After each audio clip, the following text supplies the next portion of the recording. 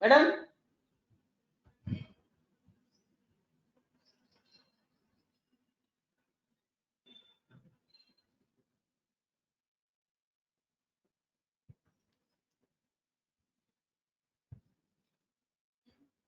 Mr. Wadhwa, we can begin now. Yes. Students, are you there? Good morning, dear students. And the teachers from Delhi Public School who have joined. On behalf of the students, faculty and the management of Delhi Public School Sirsa, I welcome Professor Arjya B. Mazumdar from the world-class OP Jindal Global University, Sonipat, to this webinar, and I express my gratitude to Mr. Professor Mazumdar for agreeing to our request at such a short notice and making himself available to guide our students. Welcome, Professor Arjya, and may God bless you for being so kind to our students. Welcome, please. Thank you very much, Mr. Wadhwa. It's a pleasure to be associated with DPS Sirsa, and it's a pleasure to be here today. And it's a marvel of modern technology that even though we might be hundreds of kilometers away, we're still engaging with each other in a hopefully meaningful way. Students of DPS Sirsa, I hope that you're all at home, safe, and in the best of health. As students, faculty members, staff, and members of the greater community, you may have recognized the importance of staying engaged and looking to the future with optimism and a sense of possibility during these extraordinarily difficult times. We remain in isolation, of course, and confinement, and many of us may face difficulties, including managing daily life and caring for our family members and loved ones, but maintaining our physical and mental well-being becomes paramount. I've been asked by your honorable principal, Mr. Wadhwa, to give you a brief introduction about the OP Jindal Global University, which I will do shortly. And this will take about 10 to 15 minutes, after which we can either take questions or we can do a quick webinar on the careers of the future and transferable skills. Most of the time, when a university addresses or a college addresses students, they talk about the university as such. I'm not going to do that. I'm not going to tell you about the university, at least not to begin with. What I want to do is tell you a story about a young lawyer who's recently graduated from Delhi University Law Faculty. He's got a scholarship to go to Harvard Law School to do his master's.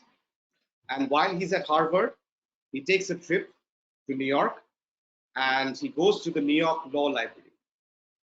The New York Law Library is in the basement of the New York Law School. And we find this lawyer in this basement going through some very old books. And a thought occurs to him. In India, private universities are looked down upon. They are considered to be substandard. They're considered to be of low reputation. They're considered to be money-making enterprises. At the same time, he's thinking about Harvard University, also a private university. He thought about other universities in the United States, in the United Kingdom, across Europe, and other parts of the world. And he thought to himself, a lot of these universities are private. Why isn't Harvard University, a private university, considered to be of low reputation? Or for that matter, Princeton, Yale, Columbia, or even Oxford or Cambridge, or the University of Glasgow. These thoughts started running through his head. And eventually, he asked himself, why can't India have a private university that is world-class, that people will look up to, that people will see as of high repute, and not just a money-making enterprise? And this thought stayed with him for many years. This young lawyer, he graduated from Harvard Law School, and he went on to practice law in New York. but he realized that practicing law wasn't his cup of tea. So he shifted to Tokyo and he started teaching at Tokyo University for a while. And then eventually he was enrolled in the PhD program in law at the Hong Kong University. Years had passed, maybe 5-6 years had passed, but this thought never left him. This thought that, can we create a private university which is considered to be one of the best in the world and definitely one of the best in India? As luck would have it, at some point of time, he managed to meet the then law minister, Mr. H.R. Bharadwaj. Mr. H.R. Bharadwaj was a long-standing law minister during the UPA government under Manmohan Singh. And Mr. Bharadwaj, he introduced this young lawyer to a gentleman named as Mr. Naveen Jindal, who was at the time and still is the managing director and the leading shareholder of Jindal Steel and Power Limited. So by now you know where this story is going. So this young lawyer meets Mr. Naveen Jindal and says, Mr. Jindal, I want to create a world-class private university in India. I need you to fund it, and you will do so in a non-profit manner, and I will have full academic freedom. Mr. Jindal refused, outright refused at the first instance. But over the next few months, this young lawyer kept meeting Mr. Jindal and kept convincing him that this was a great idea. Eventually, in 2008, Mr. Naveen Jindal agreed to set aside a considerable amount of money for the establishment of what we now know as the O.P. Jindal Global University.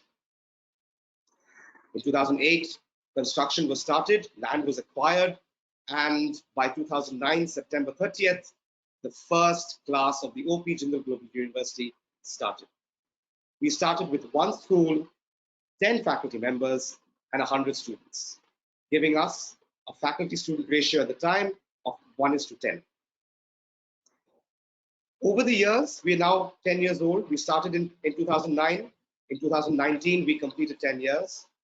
In these 10 years, we've come very, very far. From one school, we are now at 9 schools. I'll tell you more about each of these 9 schools later on. From 10 faculty members, we are now at 574 faculty members.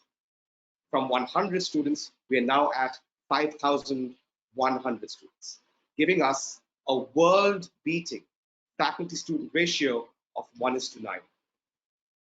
Just to put things in perspective, the faculty-student ratio that is required by the University Grants Commission at any college or university in India is 1:18. We consider that not to be good enough. We believe that we need a deeper engagement, a more personalized, a more individualized engagement with our students, which is why for every 9 students, there is 1 faculty member. So that's the brief story of JGU. Along the way, in these last 10 years, we've picked up a number of accolades, a number of accreditations. We've been granted full autonomy by the Ministry of Human Resource Development when we were awarded the Institute of Eminence status in 2019. What the Institute of Eminence status gives us is the highest award that a university can get in India. What this means is that regulatory restrictions or legal restrictions do not apply to this university. To put it in context again, what the University Grants Commission and the Ministry of Human Resource Development is trying to tell us is we are so good that we don't need any regulation. That's like saying that you're such a good driver, you don't even need a driver's license. We've also ranked amongst the top 800 universities in the world. What this means is that out of the 30-odd thousand universities in the world, we are in the top 3%. Now, the reasons for this are multifold, and we will go through those reasons at some point in time in the future, right? So we've picked up a number of rankings and accreditations along the way, but we never stopped thinking about, or we never wavered from our initial goal of that individualized attention to our students. So that's the JGU story. Now, here's the question as to why should you consider JGU at all, right? Because let's face it, if you've been looking at our website, and if you haven't, I'll encourage you to take a look at our website. That's jgu.edu.in. You'll notice that our fees are a little on the higher side. But why should anyone choose JGU? There are 9 reasons why I believe that aspiring students should choose JGU. The first, the faculty-student ratio. We've talked about this in the past. We maintain a healthy 1:9 faculty-student ratio, and our target for 2021 is to move to a 1:8 faculty-student ratio. Second, international faculty. About 17% of all of our faculty members are international in nature. What that means is that they are either foreign nationals or that they're Indian nationals who've spent a substantial period of time outside of India. About 90% of our faculty members, myself included, have some experience or some academic qualifications outside of India. For example, I did my master's in the United States. I too am a qualified lawyer. I practiced law in New York. I practiced law in London. And then I practiced law in Delhi. And now I teach law at the Jindal Global Law School, part of the OP Jindal Global University. Third, student mobility. Now, this is something that we pride ourselves on. We have over 250 collaborations across the world in over 52 countries with universities and other institutes where we regularly send our students abroad. Now, our students are sent abroad in one of 3 ways. The first is a summer school, a short-term study abroad program, which typically takes between 2 to 3 weeks to complete. Now, we've tied up with some of the world's leading universities for these short-term summer abroad programs, including Harvard, Oxford, UC Berkeley, and Columbia. These are some of the top universities in the world, and having that name on your CV will open up doors for you when you start looking for a job. Second, in terms of our student mobility, we have what is called as exchange programs, where a student gets to spend anywhere between 3 to 5 months at a university abroad, and we accept the credits, or we accept the academic qualifications that they receive at our partner universities as if they were part of our Jindal degree. The third is the dual degree program. What this does is you spend part of your time at JGU, perhaps 2 years out of a 3-year program, and then you spend another 2 years at a partner university, and at the end of 4 years, that's 2 at Jindal, 2 at the partner university, 4 years. At the end of 4 years, you receive 2 degrees, 1 from JGU, 1 from our partner university. That's giving you a dual degree qualification in a matter of 4 years. We're very, very proud of our student mobility. The fourth reason to choose JGU is that of interdisciplinarity. Now, one of the world's top universities is Harvard. But a student of Harvard Business School cannot take up a course in Harvard Public Policy School. Now, business and public policy sometimes go hand in hand, but you can't take up courses.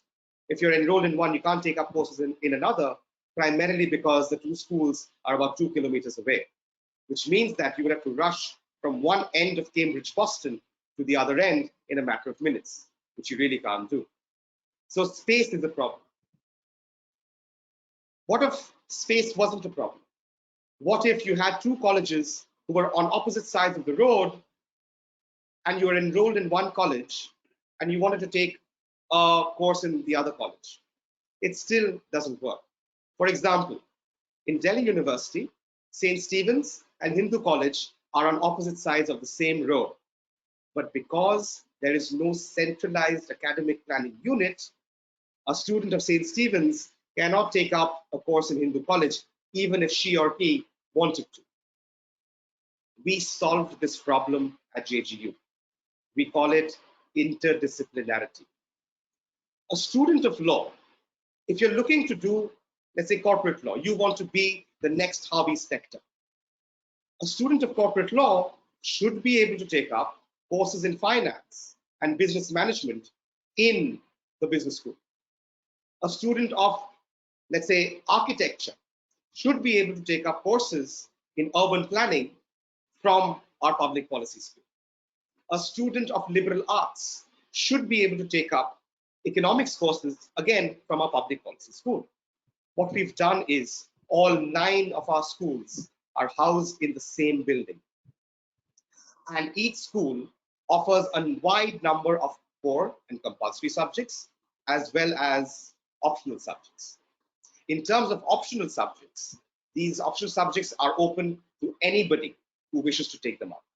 So for example, I used to take a course on corporate governance, how companies should behave, not just with each other, but with the government, with stakeholders, with vendors, with customers. And I had students from the business school, from the law school, from the public policy school. And what this did was, it gave the students an additional perspective on what they've learned so far, and they would teach each other. So which means that at JGU, not only do you get a world-class education, you get to choose what you want to study. And that could mean anything. You could choose anything starting from performing arts, dance, and music, to hardcore econometrics and statistics.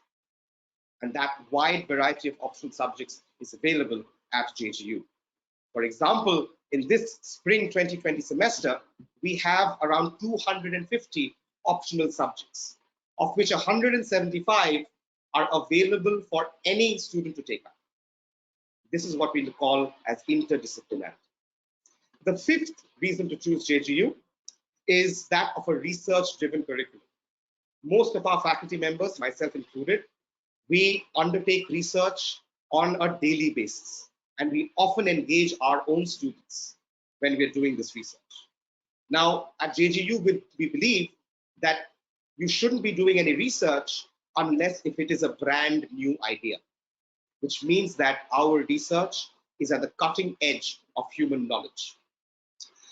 And when we engage our students in it, they are also at the cutting edge of human knowledge. What this means is that our students get to publish alongside with us. They get to have their names in academic journals, in magazines, in newspapers as op-eds. It's not unusual to see a faculty member and a student co-authoring or jointly authoring a paper together. World-class, the sixth reason why somebody should choose JGU is world-class infrastructure and facilities. I invite you to take a look at our campus. I'm sorry you can't come right now because of the public health hazard and the pandemic that's going on. It is not wise to visit our campus right now, but we do have a virtual tour of the campus, and you will be able to see what our campus, our classrooms, our moot court hall, our meeting facilities, our hostel rooms, what they all look like. Take a look at our website when you have the time.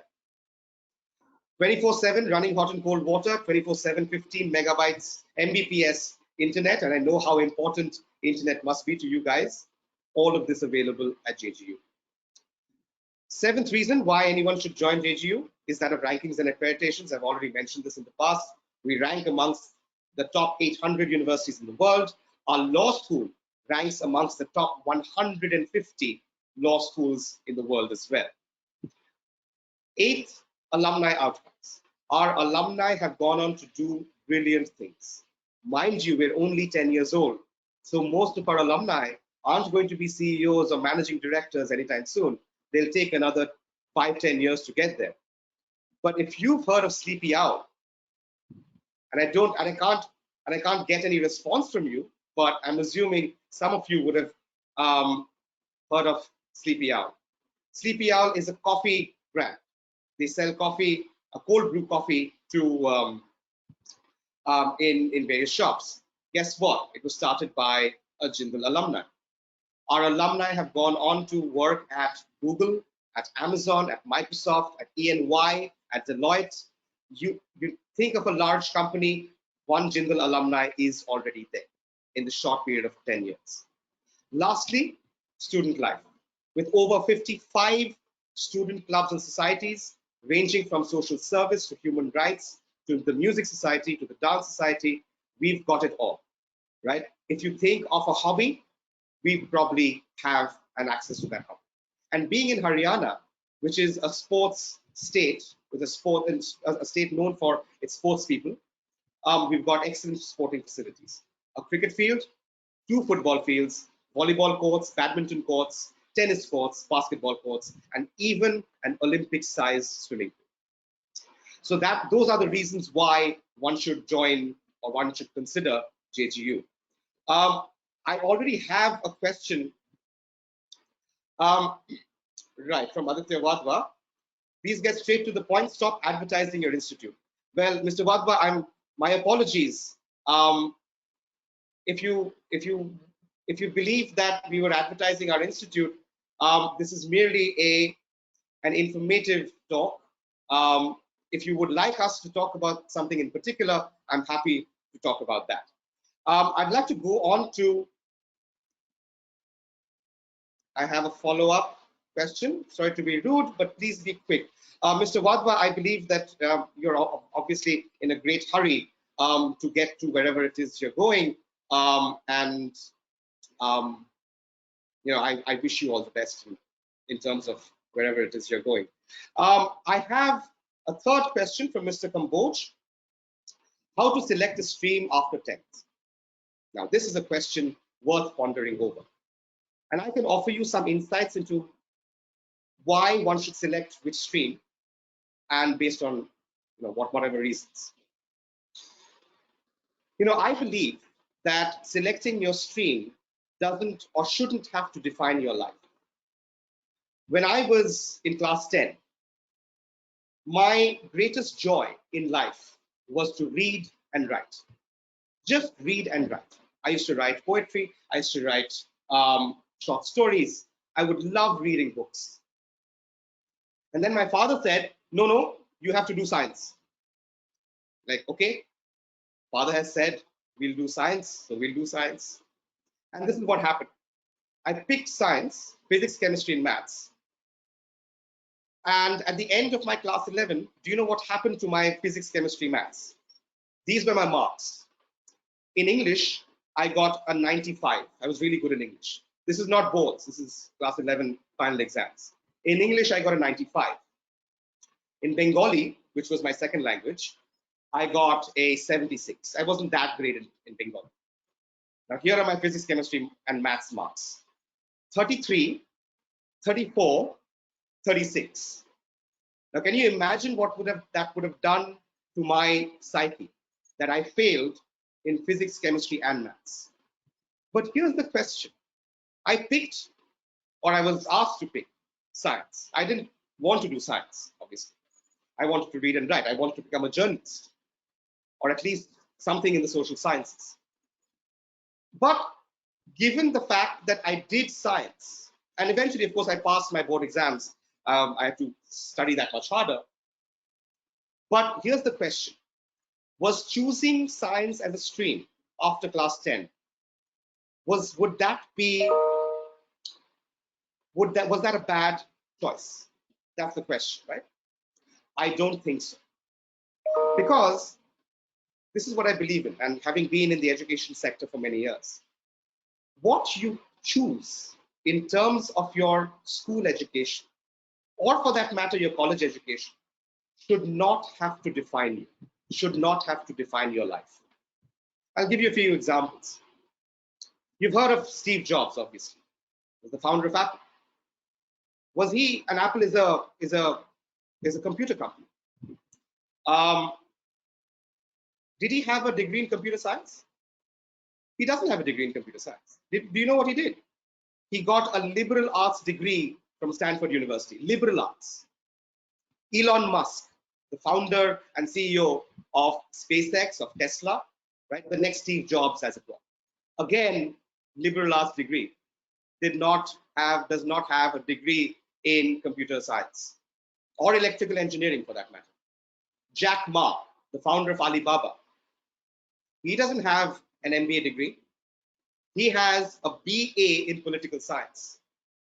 And yet, he applied to Harvard Business School 10 times and he failed each time. What I'm trying to tell you guys is this, that whatever stream you pick, ensure that you're comfortable with it. Ensure that this is exactly what you want to do, at least for the next 2 years. And that's really the whole point of this exercise, of this answer, is that whatever you choose now does not have to remain with you for the rest of your life. It's okay not to know what you want to do for the rest of your life. In class 10, I wanted to be a journalist. In class 11, even though I was failing in science, I wanted to be an engineer. And then in class 12, my mother came home one day and said, here is an admission form or an application form, fill it out and send it off. And that's how I joined law school. So at the end of class 12, I knew I wanted to be a lawyer. When I ended up finishing law, I knew I wanted to be a particular kind of lawyer. And I went ahead and did corporate law. And then 7 years later, I decided, no, I want to teach. I want to be a teacher. My point is, whatever you choose now does not have to remain with you for the rest of your life. Yes, it is true that the Indian system of education does not allow you to become an engineer or a doctor or a scientist unless you've done science in 11 and 12. But does that mean that you can't engage with engineering, or you can't engage with computers, or you can't engage with science in a more meaningful way, even if you have a liberal arts degree? Absolutely not. Steve Jobs, Elon Musk, and Jack Ma, and many others bear witness to this fact that even if you don't have a science degree, you can still engage with engineering, with computers, and with science, right? So if you have the option, if you have the choice, listen to your heart. Think about what you enjoy doing, because the moment you start doing what you enjoy, you'll end up being good at it. And that's the hope and the expectation, right? So thank you, Sunil, for that wonderful question. I'm going to move on to a few other questions. I have a question from Ms. Pragati Puri. She is a teacher at DPS, and she wants to know that how much the field of psychology helps students in the field of forensic as well as applied field in India as well as abroad. The field of psychology is a vast and ever-growing one, and psychology is now being recognized as a field which has unlimited possibilities, primarily because we are moving away from human-computer interactions, and we are focusing more on human-to-human interactions. What this means is, as our machines, as our laptops, our phones, our other devices, even our fridge or our televisions, as they become smarter and smarter, we have to engage with them less and less. For example, if you have a smart fridge, your fridge should know when you're running out of eggs and milk and automatically send a message to Grofers or Big Basket saying, please deliver eggs and milk to this address. We don't have to engage with Grofers anymore for that. But human-to-human interactions will continue. And the field of psychology is at the core of these human-to-human interactions. Now, because this is such a growing field, we've noticed that a lot of students are beginning to get interested in psychology, not just for the classical, traditional psychology careers like a forensic psychologist or applied psychology, but a vast variety of, let's say, human resource organization, or, for example, how negotiations happen, right? So psychology is a field that is ever growing. And I think that anybody who's interested in figuring out how the human mind works, psychology is a great program to enter into, right? But again, mind you, the field of psychology doesn't necessarily mean that you have to become a clinical or an applied psychologist or a forensic psychologist. The field is vast. So you could do an initial degree in psychology and then go on to do, let's say, an MBA in organizational behavior. Now, mind you, all organizations, whether corporate or otherwise, are made up of people. With a backing in psychology, you will be that much better skilled at understanding how the people in your organization behave and how to influence that behavior. I hope this helps. Unfortunately, we don't have a degree in psychology, but we do have a liberal arts degree with a major in psychology, and that major in psychology is further bolstered by the Jindal Institute of Behavioral Sciences, which provides a wide variety of optional subjects to students who are interested in psychology. All right. We have a question from Arjya. who's asking, can we do bio and maths both if we're interested in both? Absolutely. In fact, biomathematics, or the application of mathematical principles in biology, is a niche but also growing field. For example, I don't know if you've been noticing all these projections that we have on the present COVID-19 coronavirus. How do people make these projections? They're making these projections trying to figure out how the virus behaves. So that's biology. How it spreads and how many people can be affected by a single person. That too is biology. And over time, how do we expect these people to move around and infect other people? Now that's statistics. And statistics is based on mathematics. So if you are interested in biology and mathematics, that's a great place to be. It's very niche, but it's a fast growing field. In 2015, Bill Gates came up with a TED Talk, and I would encourage you to take a look at that TED Talk. It's available on YouTube.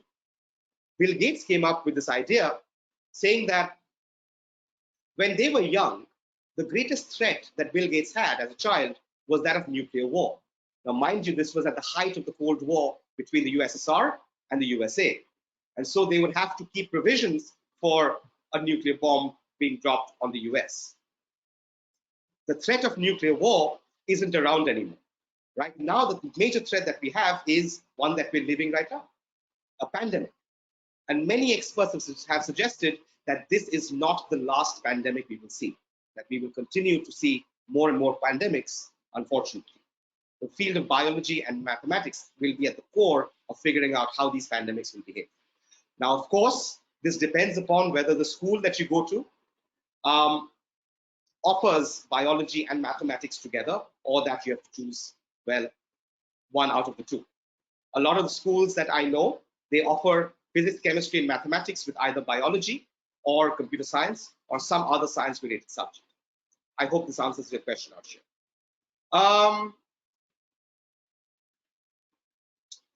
Mr. Sanjeev Arora asks, which stream should we choose having a good scope after 5 to 6 years? Well, I wish I was a fortune teller. I wish I could look into the future and tell you exactly which stream we should choose. But I can tell you for a fact that around 70% of the careers that we will see 10 years down the line in 2030, about 70% of these careers don't exist right now. They are yet to be invented. What this means is careers are being invented all the time, right? As a result, other careers are dying out from time to time. For example, I don't know whether you would remember this, but a long time back, elevators, lifts in buildings always used to have a lift man, somebody who would press buttons. We don't see people like that anymore. We don't see people manning elevators. We don't see liftmen anymore. That's a career that has died out, right? A long time back, and even today, you have a career known as a data type processor, somebody who will take a piece of paper on which something is written, look at that piece of paper and type it up. That career is dying because now we've got scanners that can recognize handwriting. We had careers known as stenographers, people who would listen to what other people are saying and type it out.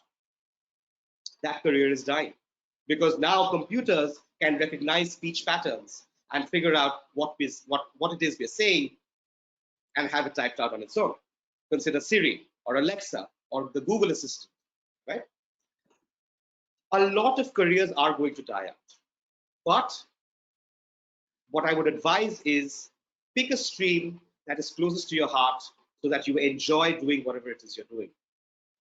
Use that opportunity, whatever stream you pick, to pick up skills that can be transferred across sectors. Now, mind you, it's not necessary that you will be in only one job or one industry or one sector through the rest of your life, right?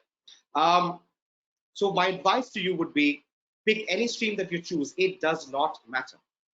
If you think that you want to become an engineer right now, go ahead and pick a science stream. If you think you want to become a poet, go ahead and pick humanities. If you think you want to be an MBA and an investment banker, go ahead and pick commerce. But if after doing 2 years of science, you think you want to write poetry, that's perfectly fine. If after 2 years of doing commerce, you think, I want to engage with science and technology, you can do that too. It's just that you can't do a BTech degree. But that doesn't stop you from doing an MBA and getting into a tech company, right? So Mr. Arora, pick any stream that you choose. After 5 or 6 years, all streams, science, commerce, humanities, all of them will continue to be valid. A lot of people think that humanities is not something that one should pick at the first go. I would fundamentally disagree with that. Science, technology, medicine, these are things that keep us alive.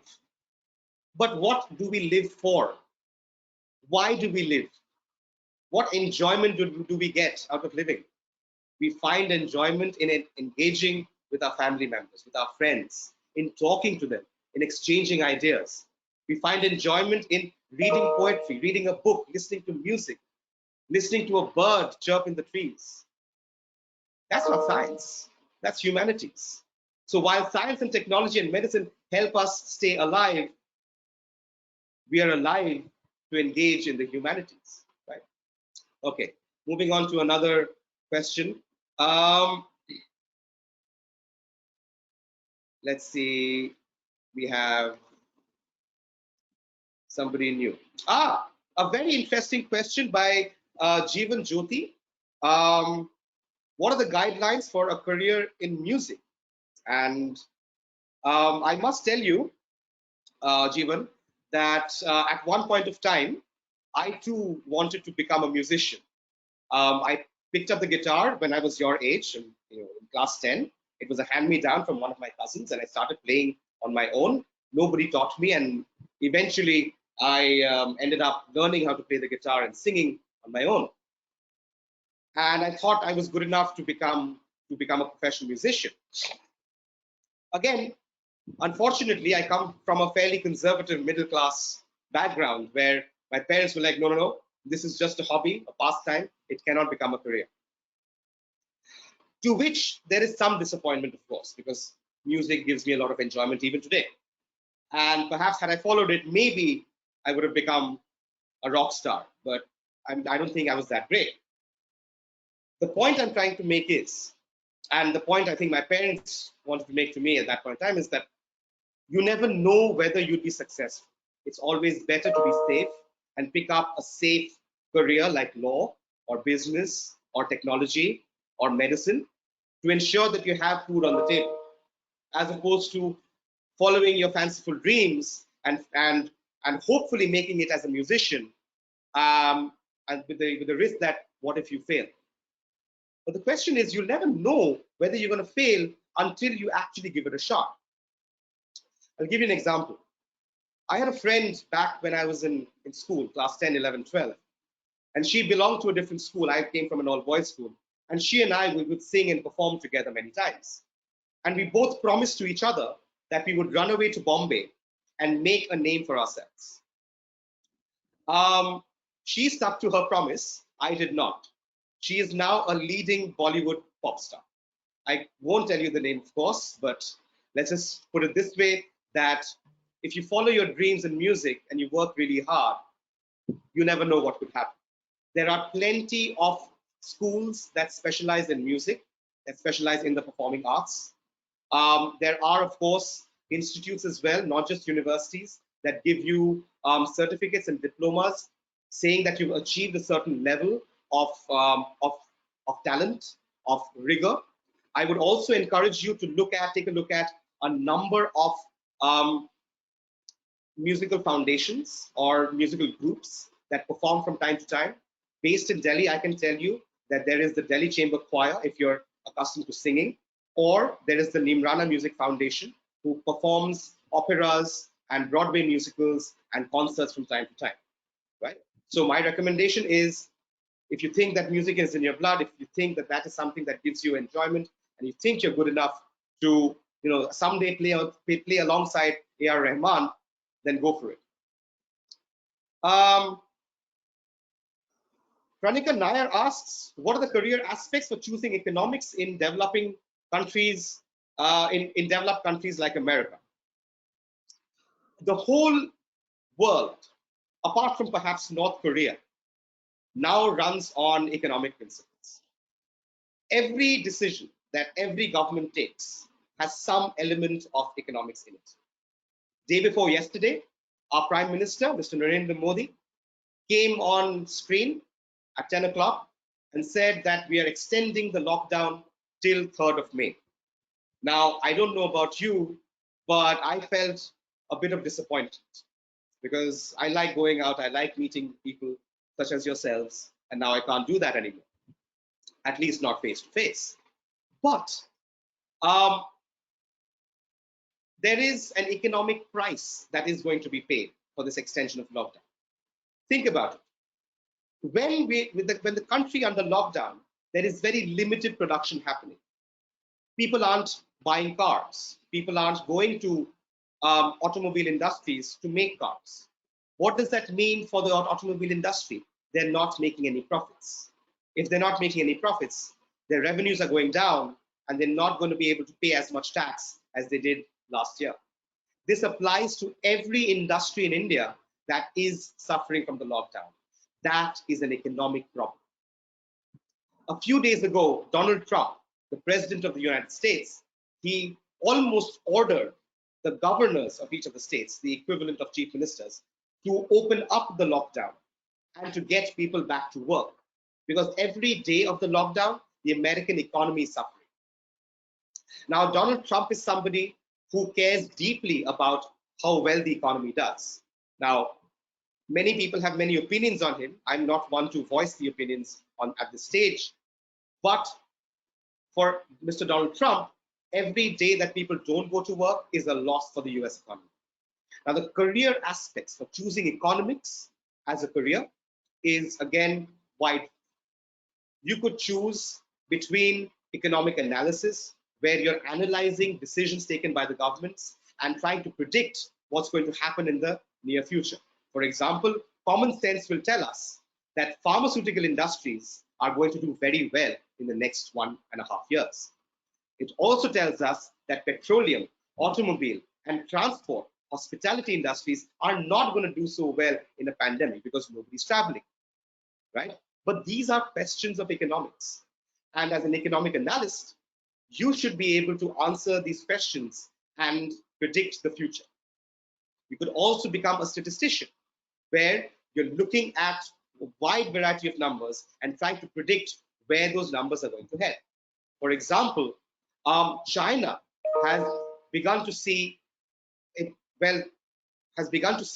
continuous growth of COVID-19 cases, but the rate at which they're accelerating has reduced. What this tells us is that the number of cases in China should go down in the near future, right? On the other hand, the number of cases in the United States continue to increase. Now, in order to undertake a career in economics in the United States or any other developing country right now would be a terrible idea, right? A recently published report by QS Gauge, one of India's leading university rating agencies, tells us that there will be a problem in Indian students going abroad at least this year and perhaps even in 2021.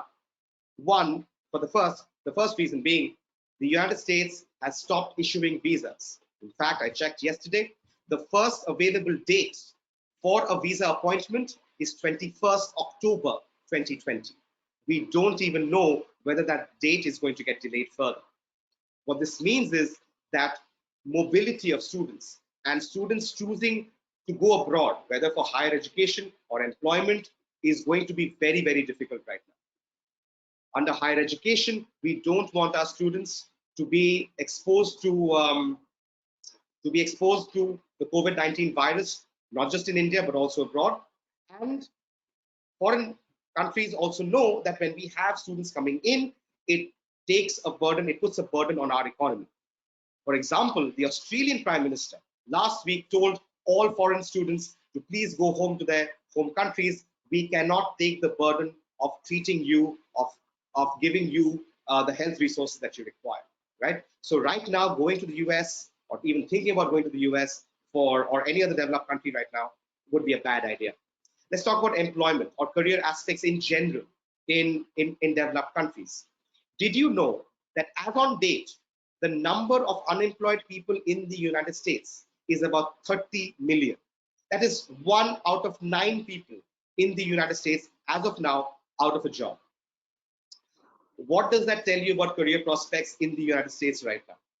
Terrible, especially for Indian students who will have to get an H-1 visa. I know that this is a terrible thing to say that, well, you're not going to get, it's going to be very difficult to be employed in the United States right now. But you never know how things could change, let's say 3, 4, maybe even 5 years down the line. So Pranika, if you believe that you want to do a career in economics and you want to work in a developed country, wait for a few years. I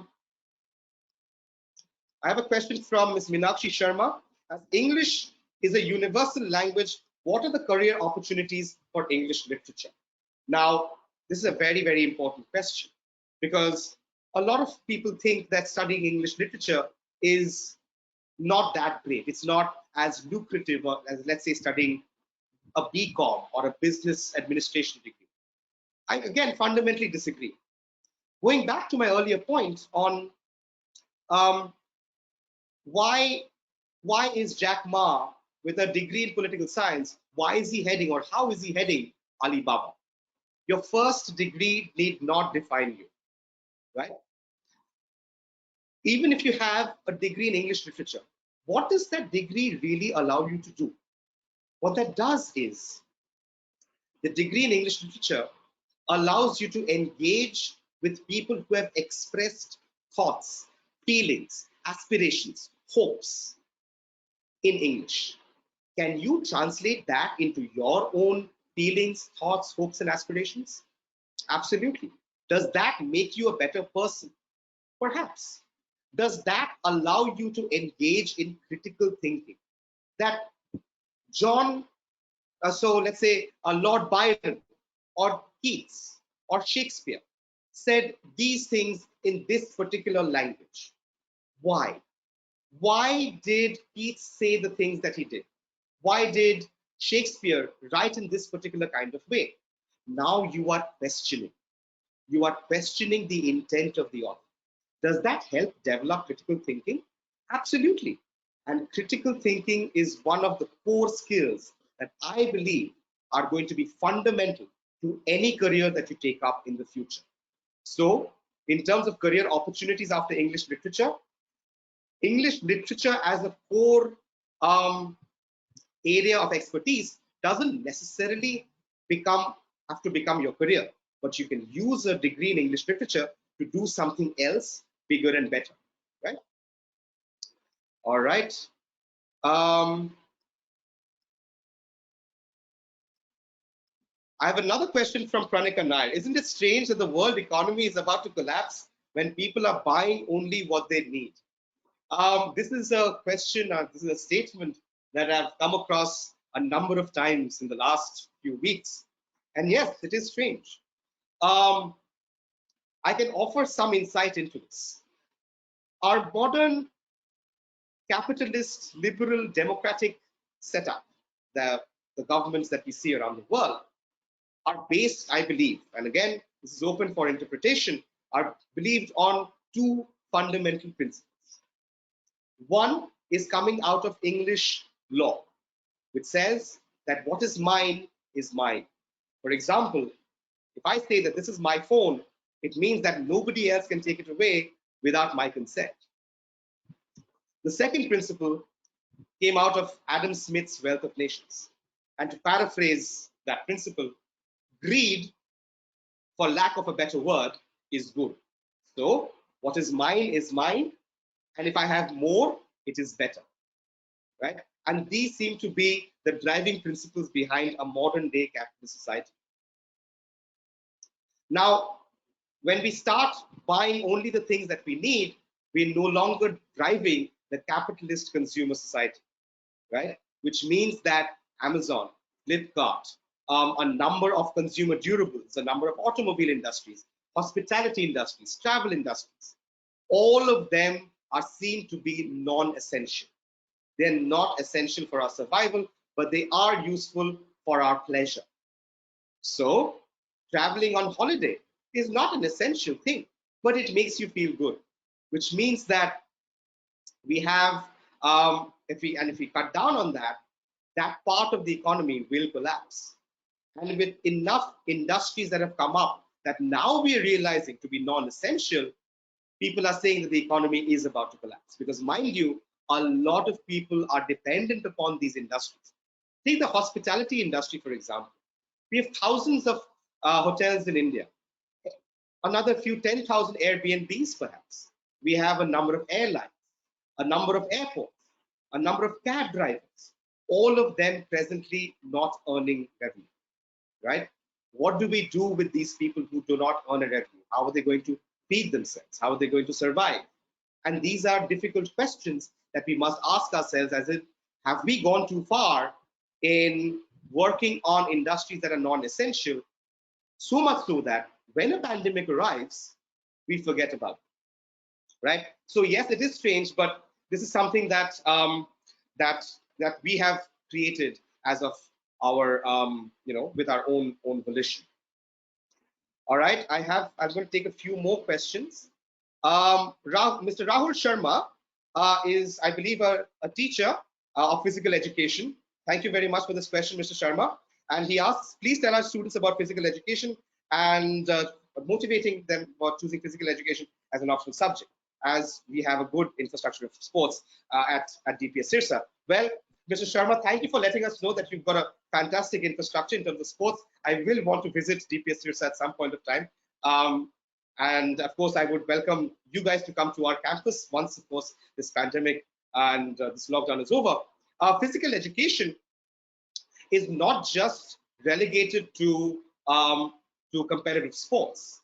Physical education could also mean careers in let's say psychotherapy, right, or physiotherapy, right?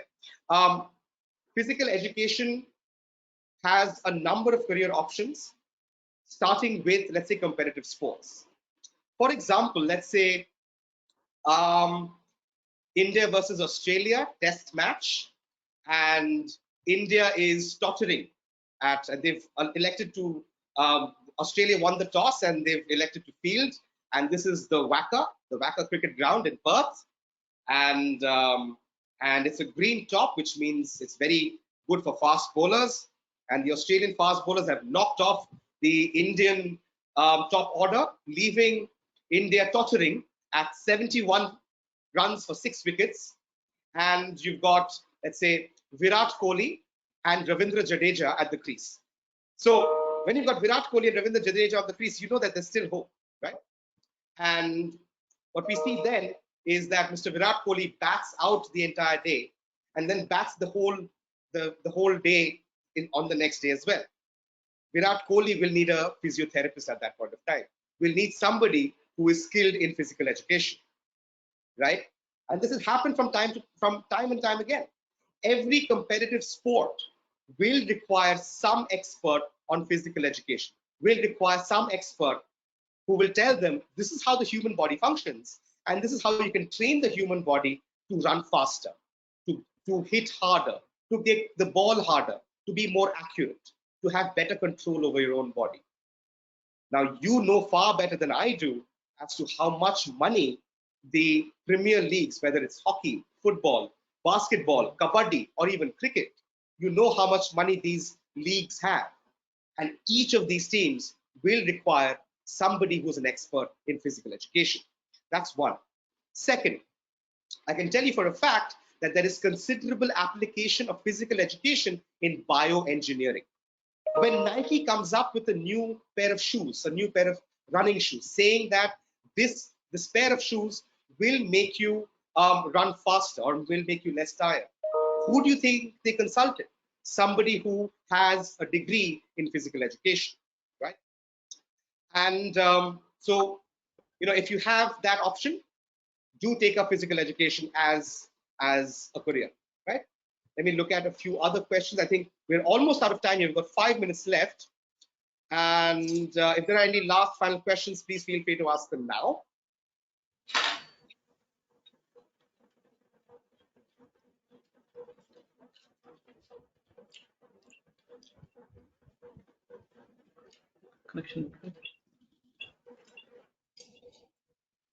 I'm looking at the questions that you've typed up over here. We have got one question from, again, Mr. Sunil Kamboj. Throw some light on good career options available other than engineering and doctors. Now, mind you, Sunil, I wanted to become an engineer myself, but got sidetracked into law. Law continues to be a good option, right? So does commerce or a BBA, right? Because as I see it, even for the next 20, 30 years, at the center of the world economy is going to be the corporation, the thing that we call the private or the public company. And we will need people to continue to lead these companies. So if you have a degree in business administration, or you have a degree in commerce, or you have a degree in economics, or you have a degree even in, let's say, liberal arts with a focus on business, all of these career options, which will eventually help you attain a leadership position in a corporation, perhaps after an MBA, all of these career options are equally worthwhile apart from engineering and medicine.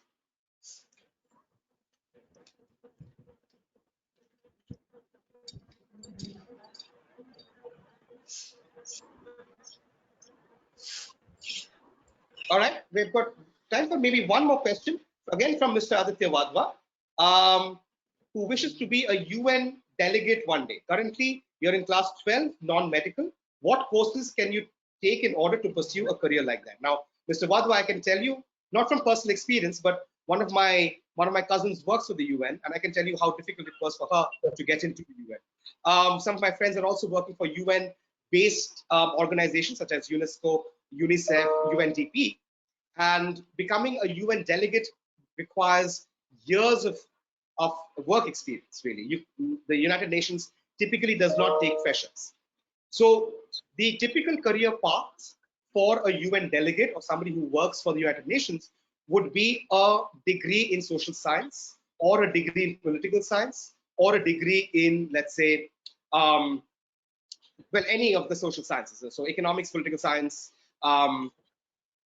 sociology, so on and so forth, followed by an advanced degree, let's say an MA in either diplomacy or international relations, again followed by some work experience dealing with international affairs.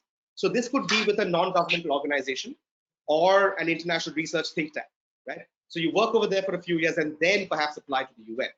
Now, coming to JGU, we do actually train students to become UN delegates, and some of our students have gone on not to join the UN. They're too young for that, and they don't have enough work experience, but have gone on to join research institutes and think tanks and UN-backed non-governmental organizations, right? So we offer a bachelor's degree in global affairs, which really provides an insight into international relations right at the bachelor's degree level, so you don't have to wait till the master's level.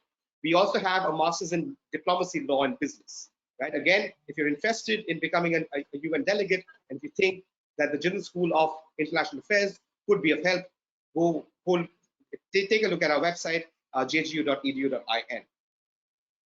All right. A question from Vansh Veer, a student of DPS in class 11. You've selected the commerce field, and if you would share fields, I would like if you could share fields of commerce. All right. So commerce has unlimited possibilities, right? Because I mentioned earlier that the entire world economy runs on corporations, which means that we have everything that we do, there's a company attached to it, right? Which means that if there's a company attached to it, you will have some element of commerce. Now, whether it is developing skills at looking at securities, shares and stocks, and figuring out which way they're going to move, to advising companies on which business decision to take, which industries to foray into. For example, Tesla, right? Tesla is a company known for developing electric cars. Somebody must have told Elon Musk that that's not good enough. You now need to start making Hyperloop, a different mode of transportation, or SpaceX, an even different mode of transportation. All of these ideas would have come from somebody who understands where the world is going in terms of revenue and in terms of profit. Who better to advise Elon Musk than somebody who has a background in commerce, right? So I think that's 1 hour, and that's all the time we have. I hope I've been able to answer most, if not all, of your questions. Again, from JGU, my thanks for listening to me, for being so attentive for this past 1 hour. Again, I hope that you are all home, safe and healthy. And if you wish to ask me any further questions, please do reply to the email that you would have received from GoToWebinar. That question will automatically come to me. Again, thank you very much. And I hope to see you soon, sometime on campus, once this lockdown is over. Till then, stay at home, stay safe, and stay healthy. This is Arjya Majumdar, Dean of Admissions at OPTL Global University. Thank you very much.